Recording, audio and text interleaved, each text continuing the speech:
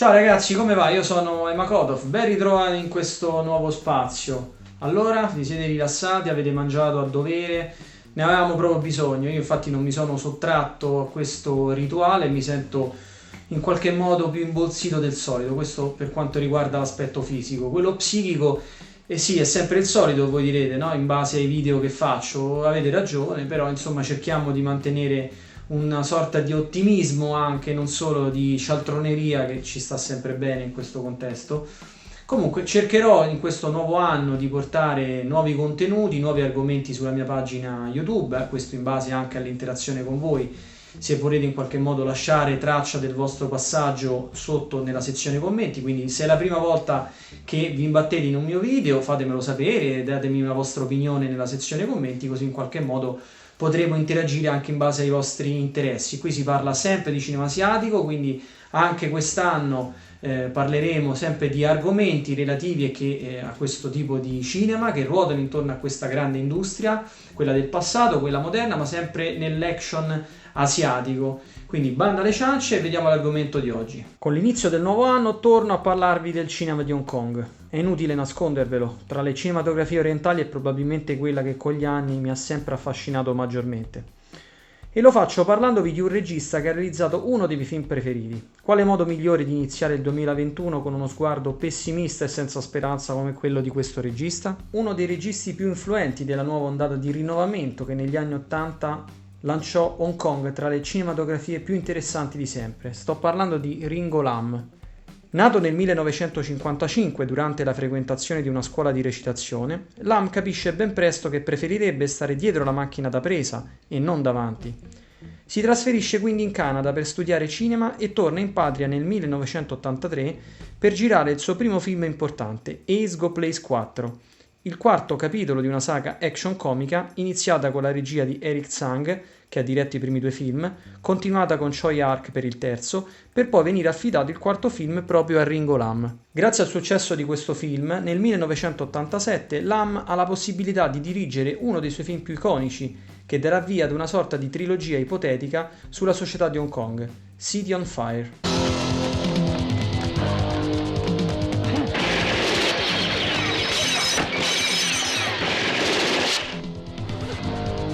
Il film prese vita anche per un momento favorevole che viveva il cinema di Hong Kong in quel periodo, grazie al successo di A Better Tomorrow, il film di riscatto della carriera di John Woo, che lo lanciò come un grande regista e contribuì a creare il genere hard-boiled.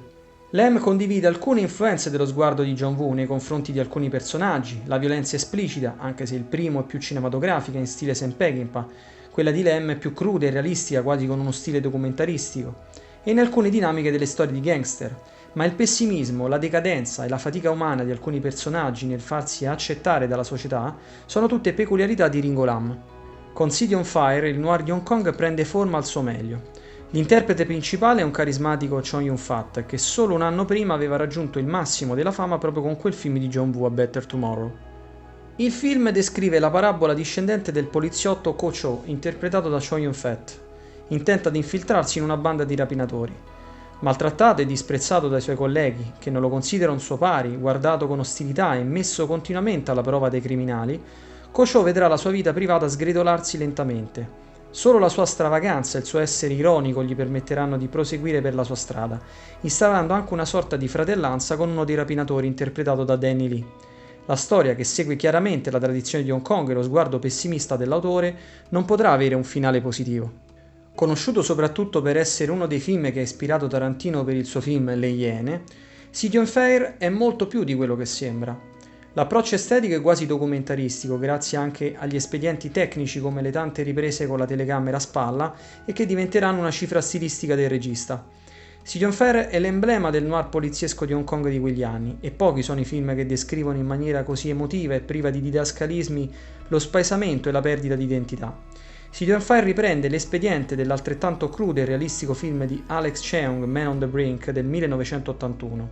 Qui il personaggio principale ha una missione analoga, ma la sua discesa negli inferi è totale e i suoi principi verranno messi in discussione quasi a ribaltare i ruoli, e che sfoceranno in un finale cinico e senza speranza.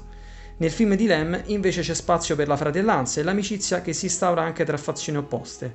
l'essere ripudiato dai suoi stessi colleghi, il sarcasmo e la lacerazione interiore che comunque non faranno perdere a Ko-choo i suoi principi fino alla fine.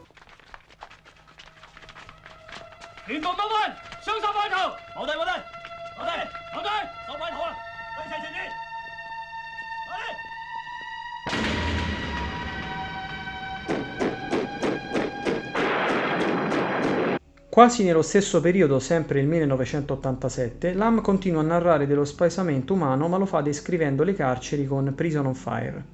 Il protagonista questa volta è Tony Leung Kai-fai, che per proteggere il padre durante una lite uccide un ragazzo per sbaglio. Condannato a 3 anni di carcere, sconterà la pena presso la prigione di Hong Kong. Lì farà amicizia con Ching Tin-ching, interpretato da Chow Yun-fat, in un ruolo più dimesso ma sempre carismatico e mutevole nel suo modo di recitare e adattarsi alla spirale drammatica che il film porta con sé. Qui lo sguardo e il punto di vista sono quelli dell'uomo comune, risucchiato suo malgrado in un contesto che non gli appartiene. Anche qui l'amicizia e l'affiatamento tra persone appartenenti a contesti sociali differenti trova comunque terreno fertile. La violenza è un crescendo a seconda delle complicazioni che si verranno a creare dentro il carcere, fino al confronto finale dove qualche atto efferato di troppo potrebbe urtare i più sensibili.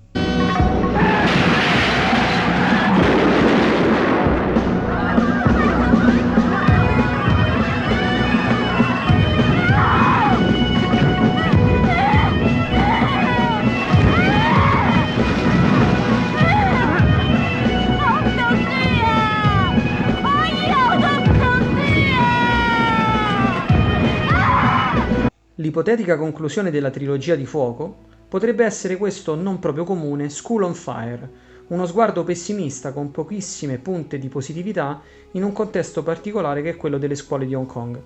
Chung Yen-fong è una giovane liceale che assiste ad un omicidio durante un regolamento di conti tra bande. Vorrebbe testimoniare l'accaduto, ma le triadi gli renderanno la vita impossibile infiltrandosi anche nella sua scuola, fino a farla cadere in un vero e proprio incubo senza via di scampo. Il terzo ipotetico capitolo della trilogia infiammata è probabilmente quello più controverso e non ebbe una vita facile, proprio come la protagonista. Il film non venne accolto come i film precedenti di Lem e non gli fu perdonato che la sua telecamera si spostasse proprio negli istituti scolastici, descrivendoli come un ricettacolo di piccoli criminali e gang fuori controllo. Sicuramente meno spettacolare dei suoi capitoli precedenti, è certamente più sovversivo, caustico e intimista, soprattutto concede ancora meno speranza e redenzione per i personaggi. Tutti elementi che insieme alla violenza scioccante del finale sono come la criptonite per la censura. Il film fu ostracizzato e tagliato in vari modi prima della sua uscita. Una versione più completa la possiamo trovare nei giorni nostri. School on Fire è un film affascinante e crepuscolare che porta la violenza negli istituti scolastici, descrivendo una società corrotta fino alle sue radici, proprio dove la formazione e l'educazione del cittadino dovrebbe fare breccia in ogni individuo. Non c'è speranza, insomma, anche se qualche briciolo di umanità prova a brillare come una piccola fiammella che rischia di spengersi, e il personaggio dell'insegnante interpretato da Damien Liu ne è un esempio chiaro. School on Fire identifica perfettamente lo stile pessimista di Ringo Lam, un cane sciolto difficile da controllare.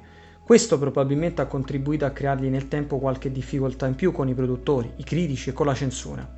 Uno stile e un approccio che potrebbe ricordarci il grande Sam Peckinpah, esempio emblematico tra i cineasti più riottosi, dallo stile controverso e che non scendono a compromessi, ma caustici e poetici nel descrivere le varie meschinità della nostra società.